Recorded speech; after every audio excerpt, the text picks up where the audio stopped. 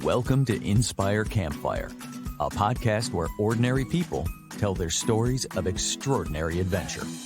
These are campfire stories meant to inspire the rest of us to light the fire within, get outside, follow our dreams, and return to tell our own stories. Ready? Let's strike the match.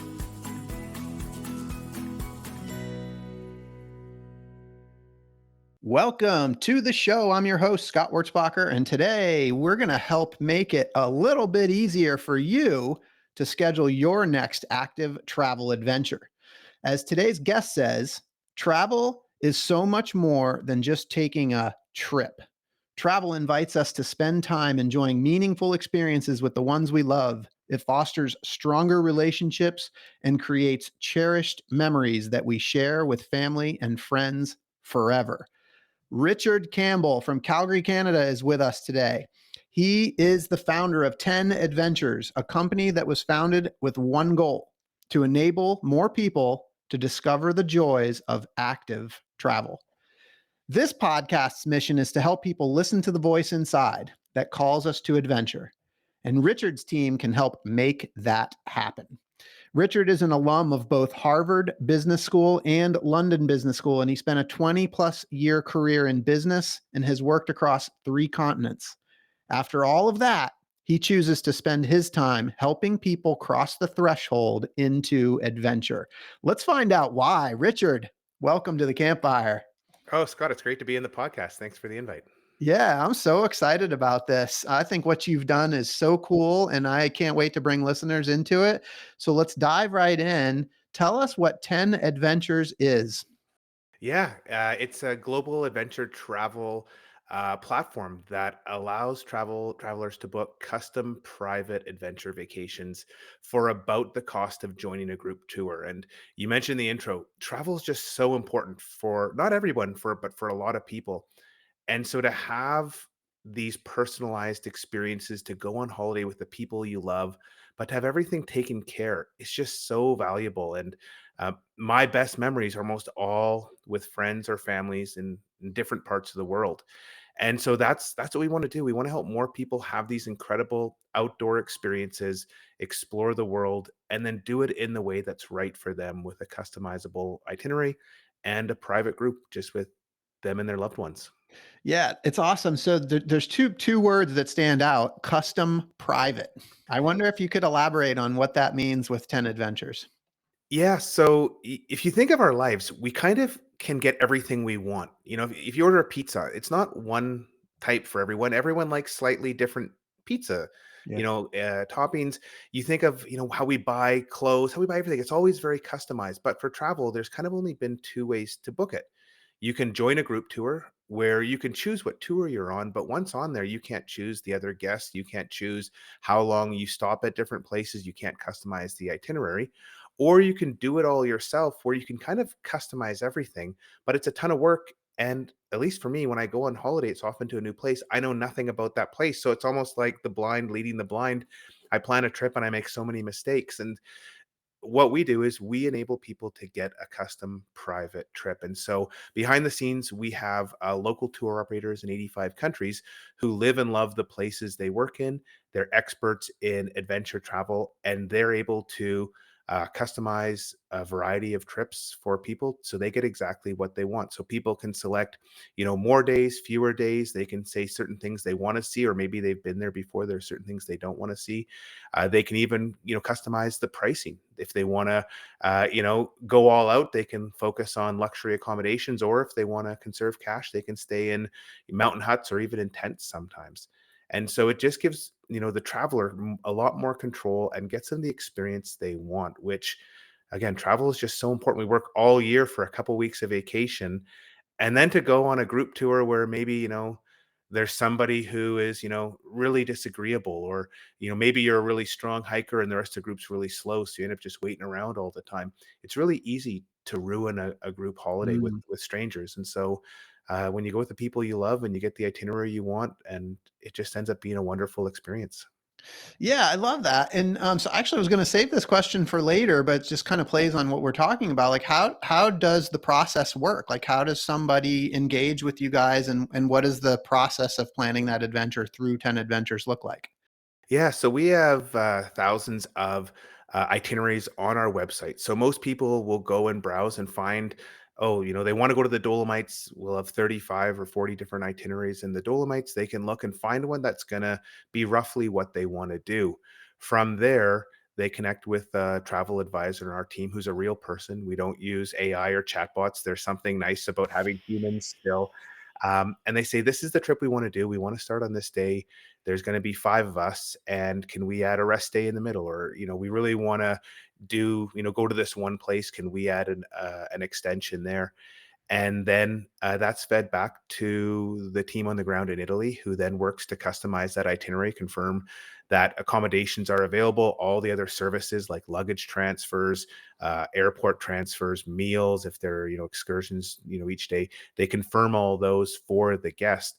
And then once all that's confirmed, the guest can book it. So from the guest point of view, it's really simple. It's finding a place they want to go and, maybe an idea of an itinerary, and then letting us sort all that out.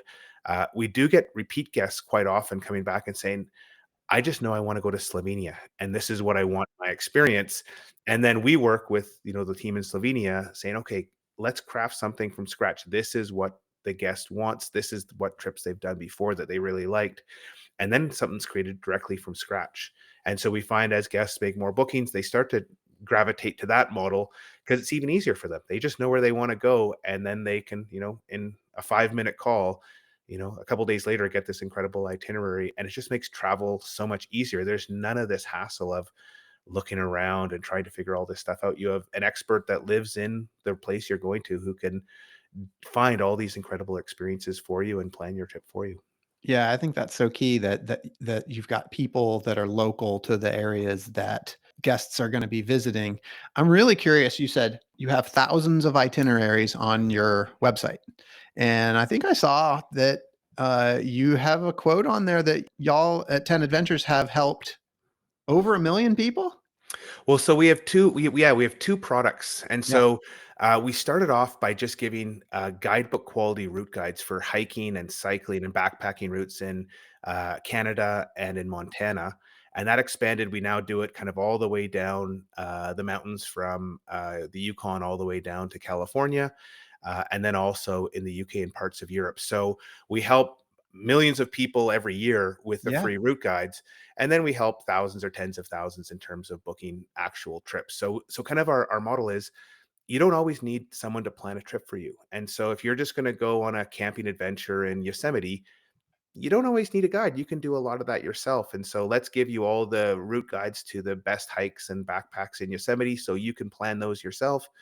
When you go someone maybe a bit more challenging, maybe you want to go to Nepal or you want to go to Italy where you're dealing with different languages and driving's more difficult, that's when you may want to book a trip. So those are kind of the 2 things we do. We give you the information to do it yourself, and we're there when you want help, a guide or a planned trip for you. We can help that way as well. It's amazing, a little bit for everything. But like, what's so cool? I mean, millions of people with the guides, thousands of people with these planned trips, and this is your baby. This is something that you've developed through your years of business experience. But I'm curious. I mean, there's got to be a pretty awesome founder story here that I'm excited to share with listeners. So one thing that's really interesting is how many founders kind of do it by accident, and I'm 100% accident. I was leading a consulting company. We'd grown it from 18 people to over 425 people, and I went back to school and I took a course on leadership, and it was all about actually authenticity. And at the time, I was reading a book by one of my professors called "How Will You Measure Your Life," which was, you know, looking to when you're 75, looking back, and will you have been happy with, the decisions you make, how you've spent your time in your life. And I realized I had 3 young kids and I wasn't seeing them. I was leaving for work at 7, getting back at 5:30 or 6, and spending half an hour with them. And I realized the consulting lifestyle is a great lifestyle, but work was, important, but my family and having, these great times with them was more important. So I decided I wanted to change career, uh, even though I own part of the company, move back into technology. And so I thought, okay, I haven't been in technology for 10 years. I'm just going to create a website and do something fun. And I started off with, here's my favorite hikes from Jasper, which is a national park in Alberta, all the way down to Glacier National Park in Montana. And each year I'd get people emailing me saying, "Oh, I live in Yosemite, I live in Chamonix, I live in the Lake District in the UK. Can I share my favorite hikes?" And before I knew it, we had these little, 10 favorite hikes in, I think, 85 or 90 different destinations in the UK, US, and Canada. And then people said, "Oh, can I share my backpacking routes or my cycling routes?" And before I knew it, I had this, this little community of people that like doing hiking routes with good quality information. And then people started emailing saying, "Hey, can you be our guide? We're going to be in the Amalfi Coast. Can you be our guide? We're going to be in Chamonix. Can you be our guide? We're going to be in Yosemite." And when customers or users ask you to do something, and like there was nothing on our site that said this is what we do, Yeah. but every few days we get an email asking that, and I realized, oh, this is the problem they want to solve.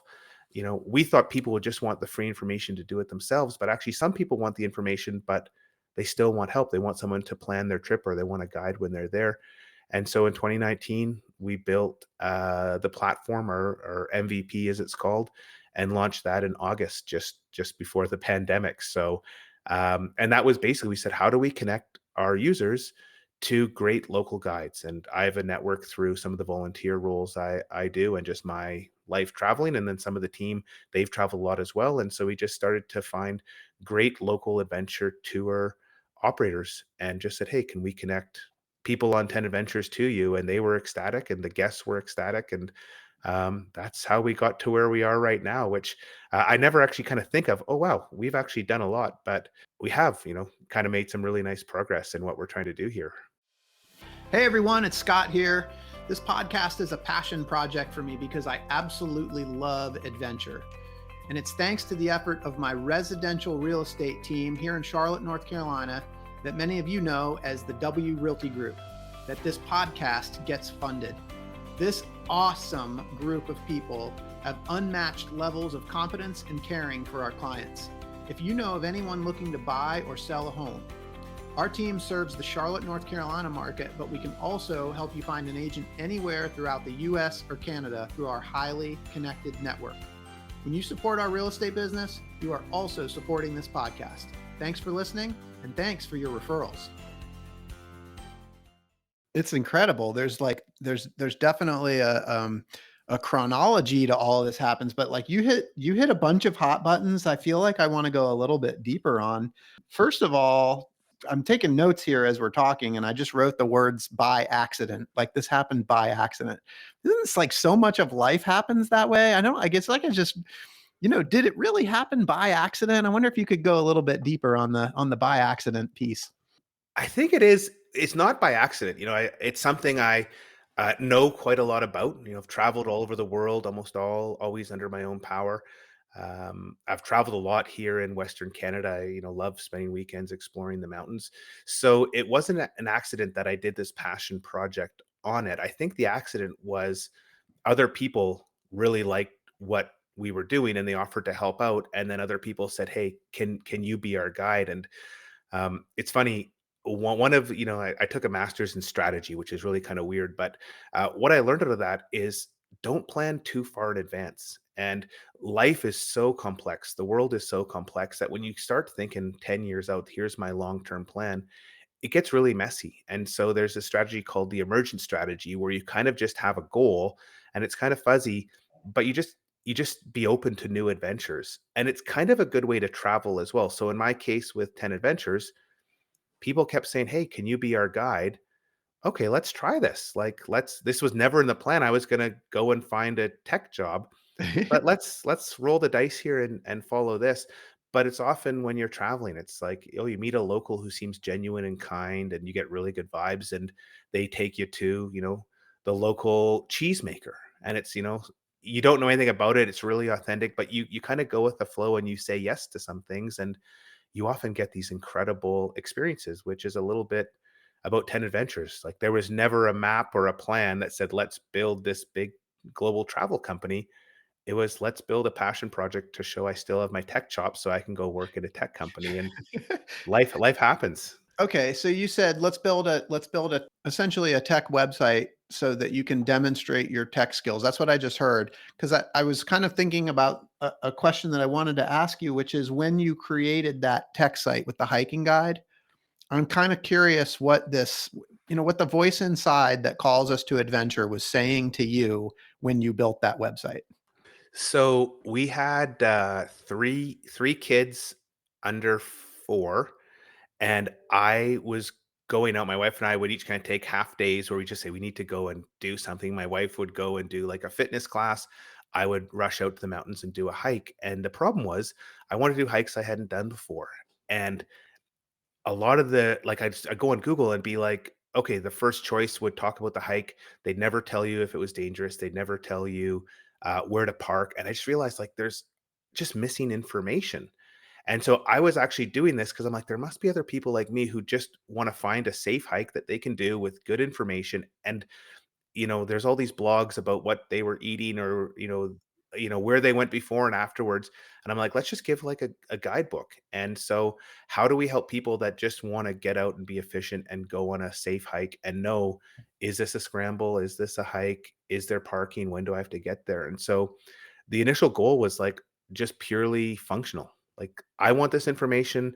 I'm going to go do these hikes. Let's just compile this and give people the same information. And maybe that simplicity is why people resonated with it, because there was, not a 10,000 words. It was like, here's 500 words, which is everything you need to go and do this safely. So you love hiking, you love the adventure, but you saw this void, and it seems like there must have been some sort of call to serve, to help others. Yeah, yeah, I haven't thought of that, but yeah, there probably is some aspect of, well, I guess here in the Canadian Rockies, every year you hear horror stories of people that have to get, helicopter evacuated. They Mm, get in over their head. And yeah, part of it was this is an easy problem to solve. Like, if you just give them the right information and let them know if it's easy or hard and if there's technical difficulties, you can help people not get into a bad situation. I've never thought of this. A really interesting question, but yeah, just trying to help people not have a bad time in the mountains was probably, yeah. I have all this knowledge. Why don't I just solve this problem for other people? It seemed like a fun little project to do. Not expecting it to be any more than, here's 50 or 60 of my favorite hikes. Yeah. Any experiences out on the trail, hiking in the mountains that, were less than pleasant that maybe triggered a, "I don't want anybody to have to experience that. I'm gonna write about this?" Yeah, the worst aspect is where you get into a life or death situation. And so there's lots of hikes in any mountainous area that have exposure, and how we Mm. all deal with exposure is different. I did a climbing camp 20 years ago where I realized very quickly I actually hate being in a situation where if I fall, I'm going to die. Some people don't; they like that; they can deal with it. For me, I find that really really tough. I'm with you. And yeah, and so for me, I want to be really really clear. You can die on this, and um, actually, I remember just before I did this, I remember going on Facebook and someone was talking about, oh, what's the best hike to do for a beginner hiker around Lake Louise? And it might have been Reddit, maybe not Facebook. I think it was Reddit actually. And people are saying, here's a hike. And one guy goes, you got to do Mount Temple. That's like an ideal, hike for, Yeah. for you to do. Mount Temple is, 15 miles, probably 4,000 vertical feet with like hands-on scrambling that you can die from. And I just thought, what the heck is going on here? If this person who asked for an easy hike ends up on Mount Temple, like people die in that every year, like this person is like almost going to kill that person. And I just realized, okay, I would hate to be that person. We've got to find a way to make sure that these people who, don't mind exposure or don't mind climbing, don't put people into a risky situation. Yeah, that's a great answer, and I do love this sort of spirit to serve, and it comes back to, like, people obviously, there you were putting out some kind of energy that people were connecting to because 'cause they're sending you emails saying, "Hey, will you be my guide?" That was another thing that I wrote here, "Will you be my guide?"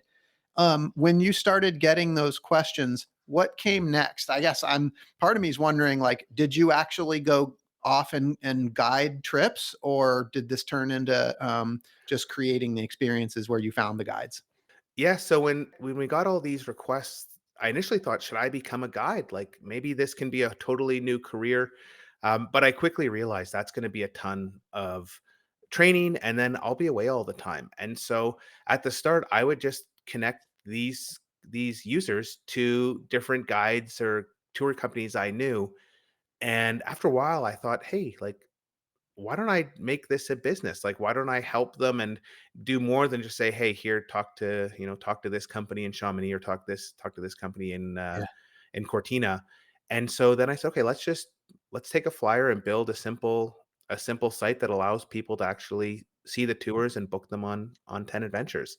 In hindsight, I'm really glad I didn't become a guide, because it's a really tough job and you're away a lot. And I love travel, and I feel like if I was always guiding, I might lose that love of travel. Mm. Don't make your job what you love. So this way, I get to be around travel, be around the outdoors, kind of every day. But when I actually go on, an adventure, it's still novel and fun, because I can just focus on what's in it for me. Yeah, I mean, and I guess I want to emphasize, because there's more to your story, and like there's some of your personal travel experiences, but the thousands of itineraries that you mentioned that are on your website, where did these come from? So these are all the local tour operators that use 10 adventures. And so these are, in a lot of cases, their most popular trips. It's ones they've crafted based on our demographic, the people that are on 10 adventures, the types of trips they want to do. And then it's also just trips I've done that I say, oh, we've got to have this trip. I did that and it blew me away. And then, the rest of the team, if there's trips that they want that they've done, sometimes we're like, oh, we have to get this trip on here because it's just so special. And so it's kind of a mishmash. Sometimes, customers call in and like, I really want to do this trip. And we don't know about that trip. We don't have any trips in that country. And so then we Yeah, start working through our network, and it usually takes about 6 months to, find an operator we really like that has a history of delighting English speaking customers. And then, we can say, oh, that trip in Tajikistan, we can now, we can now do it for you. We found this great, family run company that's been doing this for 20 years, and they're experts in that type of trip. that's amazing. So what as a company, what does 10 Adventures look like? So we're a small team. There's about 8 of us, based in Canada. I guess we have a bunch of freelancers that do hours here and there, but kind of the core team is, really focused on how we serve customers, how we market, and then how we, add features to our website. And then around the world, we have partners in 85 countries, and that's the horsepower that creates all these custom trips.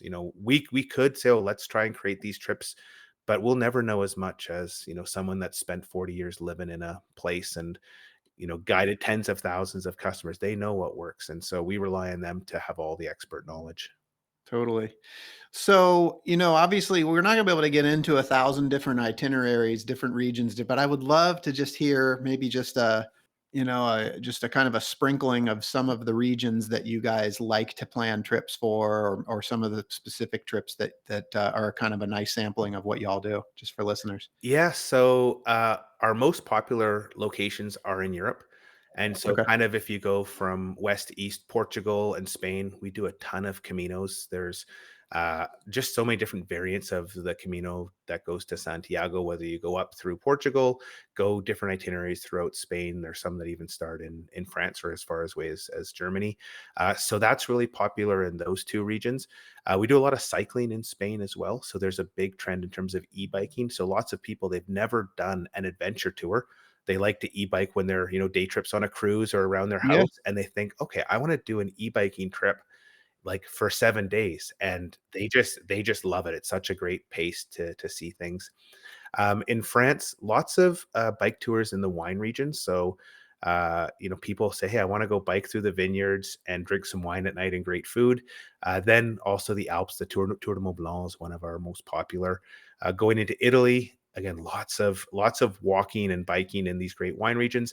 The Dolomites would be one of the most popular areas we have there. And then we have a smattering of popular trips kind of throughout the rest of Western Europe. So Europe as a whole is just really attractive, and I think it's attractive because it's really safe. It's got great food, great wine, great things to see, welcoming culture, and it's kind of knowable. Um, Mm, so that's kind of like our bread and butter is, helping people go to Europe. We also help lots of people come to North America, explore the mountain areas of Canada and the U.S. Down in South America, Patagonia has been really, really popular, especially Chile and Patagonia. yeah. Ecuador and Colombia were really popular, but with some of the unrest here in the last 12 months, Yeah. that's an area that's declined. And then we have tons of cool stuff in Asia. We have some stuff in Central Asia that is like, I just can't wait to do something like that myself. And then Africa, lots of really cool things in Africa. Although we don't have anything in West Africa yet, it's just a bit too it's a bit too challenging to find partners that have the experience that we need to offer tours there.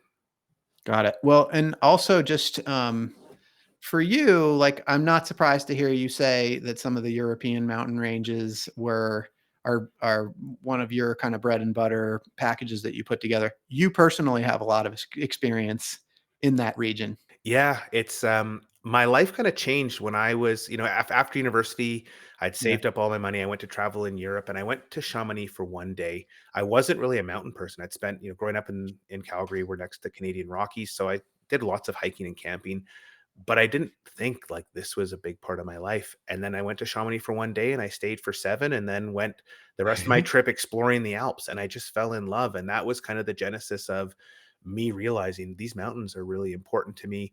A few years later, I spent the summer, I did the GR10, which is in the Pyrenees, and I did the Tour de Mont Blanc, the haute route to Zermatt.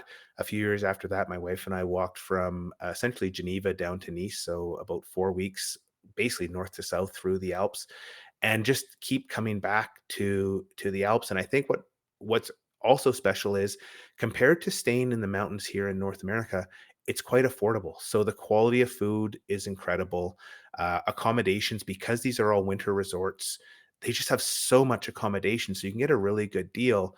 And I was pricing out a trip for my parents into the Canadian Rockies this summer, and it's like $700 or $800 a night to stay in not a great hotel. And I kind of think, we can get a week's holiday almost for that in the Alps, including breakfast. And you realize there's just such good value to travel in Europe right now that it's wonderful and it's cost effective.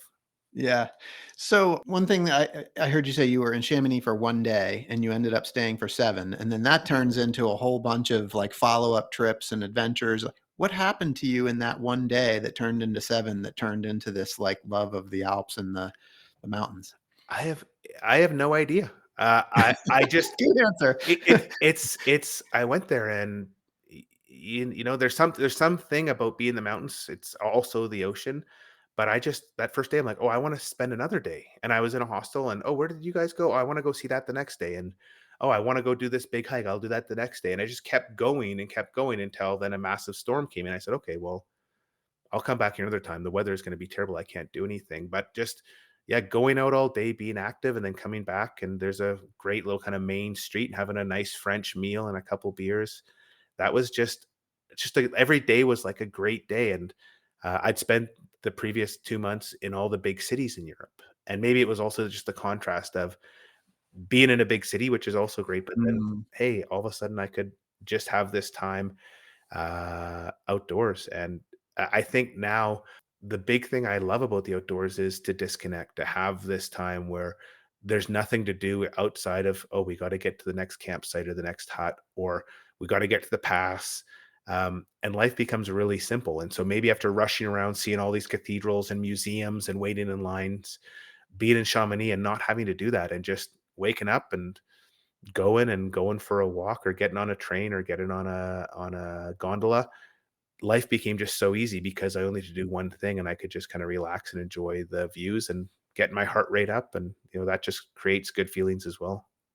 It sounds very simple, but also very focused because you know where you're going. Like your point of like, okay, we have to get to this camp. And so it's like, there's a simplicity in the action of getting there, but like your mindset knows exactly what it needs to do.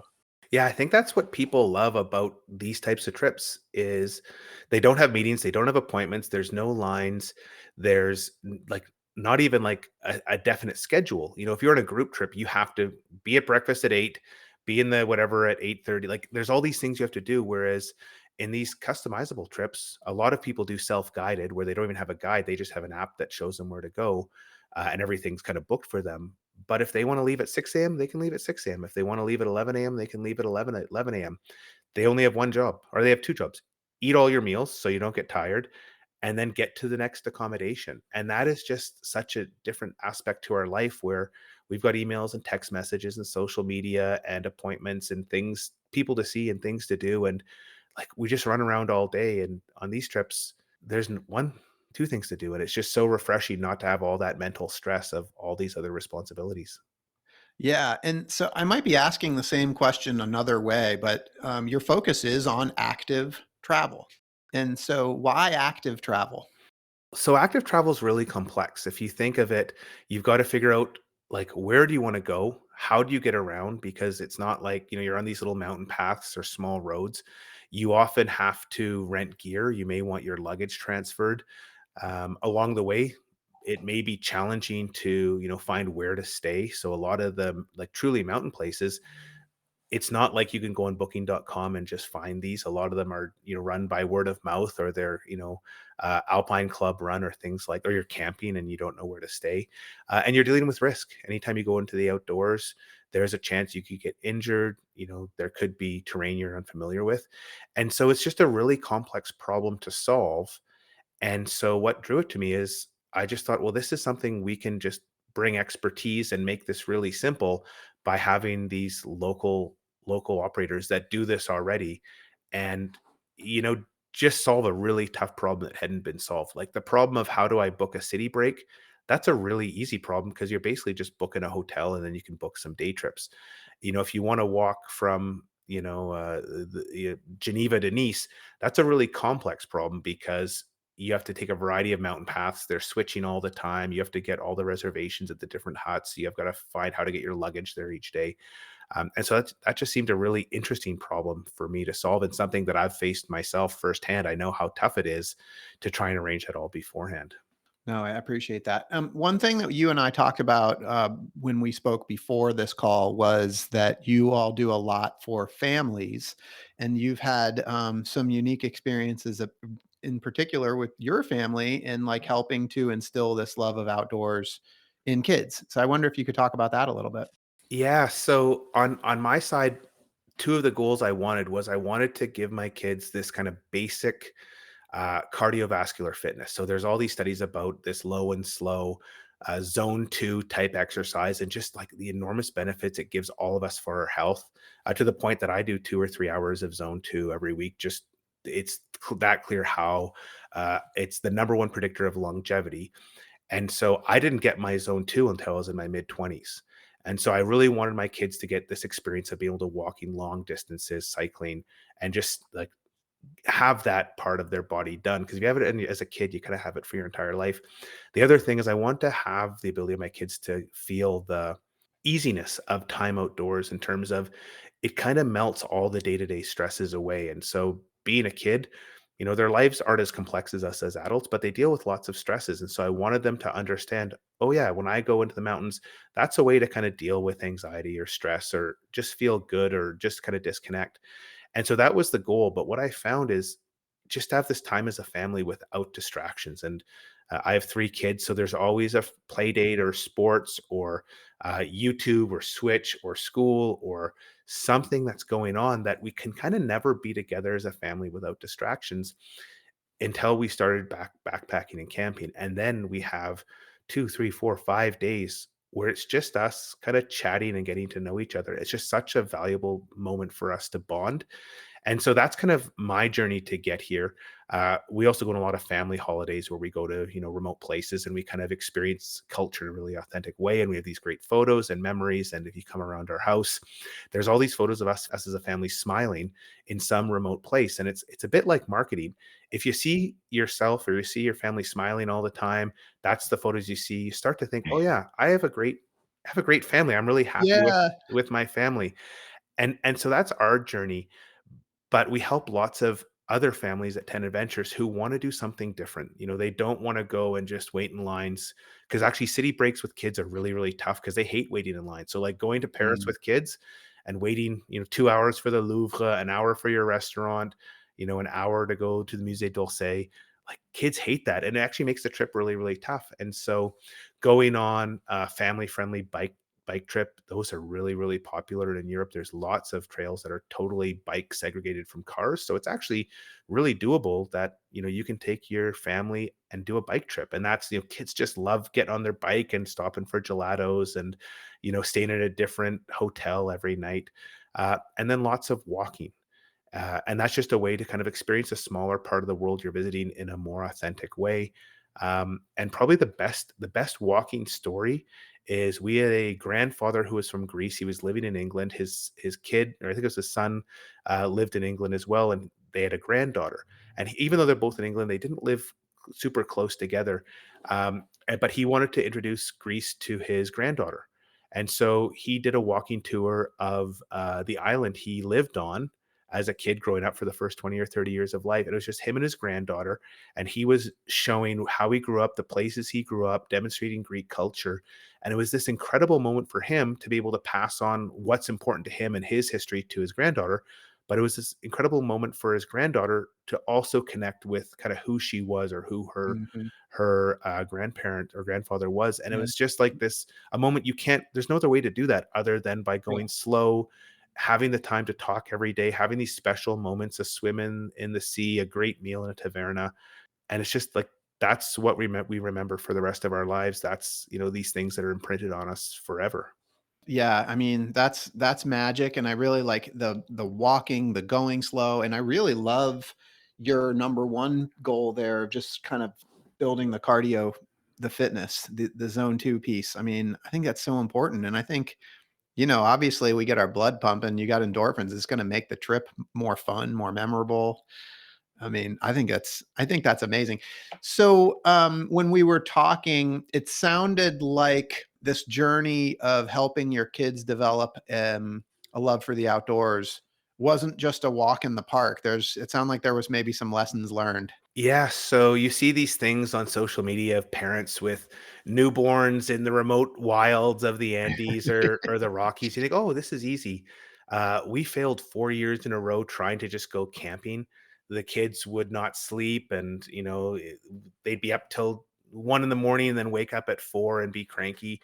Yeah. So it's really hard. Like, this is something hard to do. And then the next goal was, okay, how do we take them backpacking? And so getting your kids to walk for 3, 4, 5, 6, 7, 8 hours a day is not easy. And so we learned three tips that worked really well for us. The All first right. is I would just start telling stories. And so we had a series of characters I developed, typically kind of zany people that did weird things, or like little spy capers. And I would just talk for, usually until my voice ran out. And the kids just fell in love with these characters and these stories. In fact, I started to record them because the kids wanted to listen to them again and again. They Yeah. liked them that much. And then we realized, oh, hang on, we can also do Harry Potter. So we downloaded all the Harry Potter books. And so when dad's voice gives out, we throw Harry Potter on the speaker, and the kids just kind of zone out and they don't even know what's going on. And then the last key is we bring those little gummy candies that are full of sugar, and we Nice. we keep pumping them, pumping those into the kids. And part of that is, oh, they love getting candy, so it's a nice association. But also with kids, they run out of energy so much quicker than we do as adults. Yeah. And so we realized, okay, let's stop every 45 minutes. Let's give them, a banana or an apple, a sandwich, and then give them some of these candies.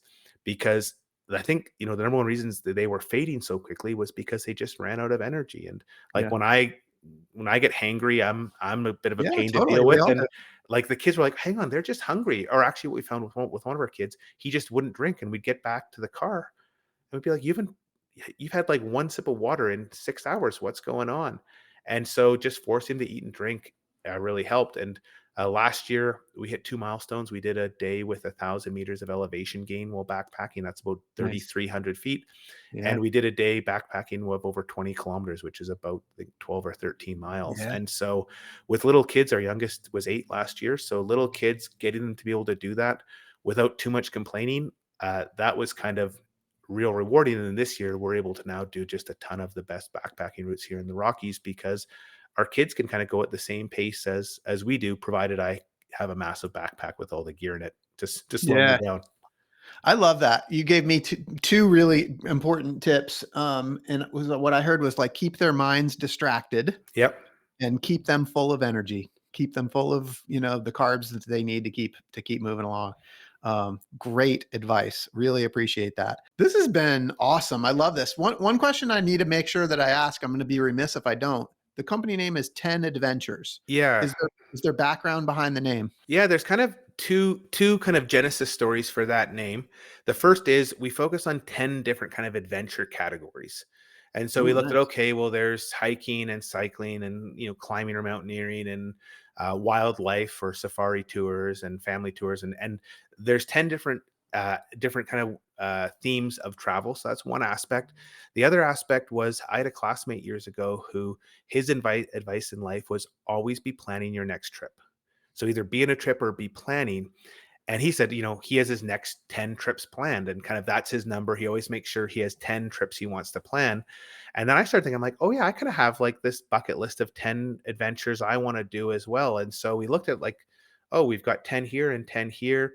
It's a nice, easy name to remember.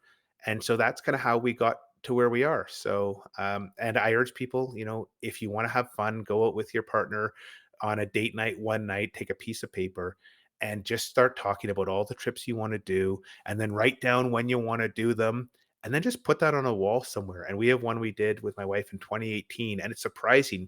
We haven't done all the trips, but a lot of them we actually predicted kind of randomly in 2018. Oh, we'll go to Japan in spring of 2023 and life came together and that happened. And it's a fun way to get excited with your partner and also to, just have this little document of, what your dreams are.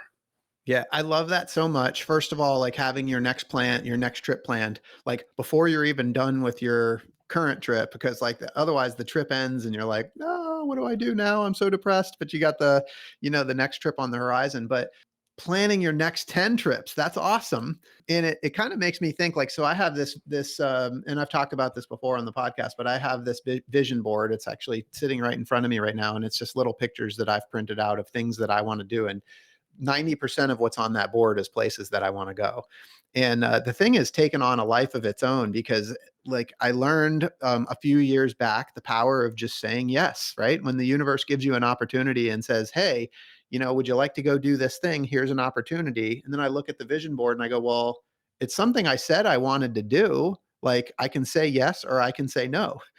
And, when you have that goal written down, like you said, the list of 10 adventures, or in my case, this vision board, it just makes it so much easier to embrace and say, hey, if not now, then when? So I'm a big fan, and I completely agree with this idea of 10 adventures. So cool. Yeah, I haven't thought of your vision board, but this idea of saying yes is just so valuable. And I have a podcast, and one of the guys who came on it has an even better way to do this. That he actually just has a group of 45 or 50 people that he knows that he likes, and he'll go 2 or 3 times a year to just book a trip he wants to do, and he'll book 8 spaces, and then he'll send everyone an email saying, Nice. "Hey, I'm going to go do this trip. If you want to come, let me know. Here's the cost." Nice. And kind of what he says is there's lots of people that they just need that easy opportunity to say, "Oh yeah, Yeah. I'm free that week. I totally want to go to the Grand Canyon or I totally want to go to the Dolomites." And Yeah. so I thought that was a really interesting way to actually combine the trip with, hey, there's all these people I want to see. He likes to organize things, he does the organization and then people can just say yes to that. And I thought, oh, what a beautiful way to like have these great experiences with, your best friends or your family. Amazing.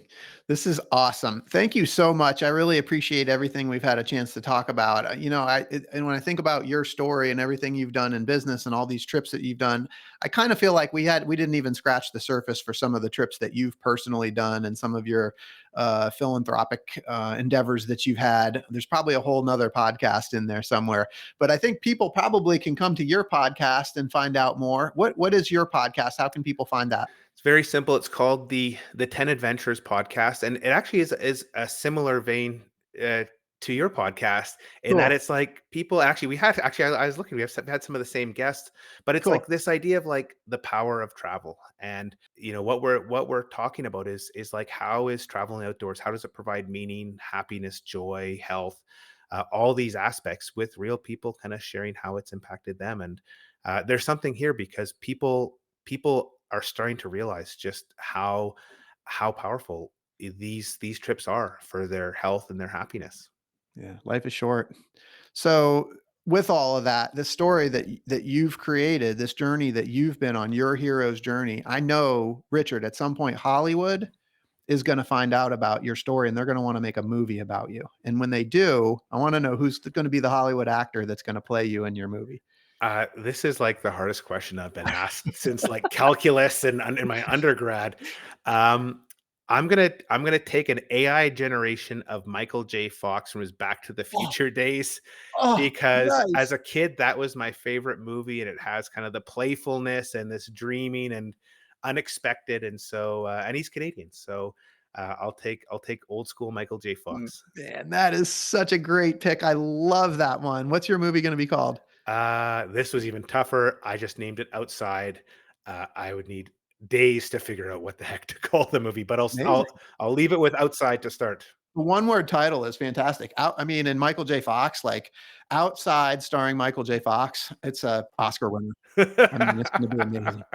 So cool. So we've got the podcast, 10 Adventures. How else can people find out more about you or 10 Adventures? Yeah, it's 10adventures.com. It's the number 10adventures with an s.com. So come on the website.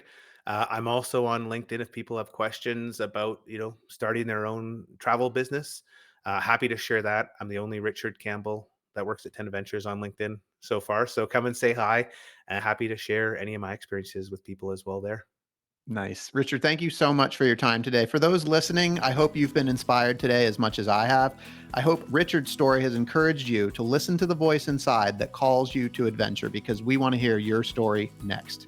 If you have a story to tell or just need a nudge to create one, please send me an email. We'd also appreciate it if you'd help us spread the word by leaving a review and sharing or tagging Inspire Campfire in your social media. And until next time, I want to encourage you to get outside. Thanks for listening. Richard, thanks so much for being here. Thank you, Scott. It was great.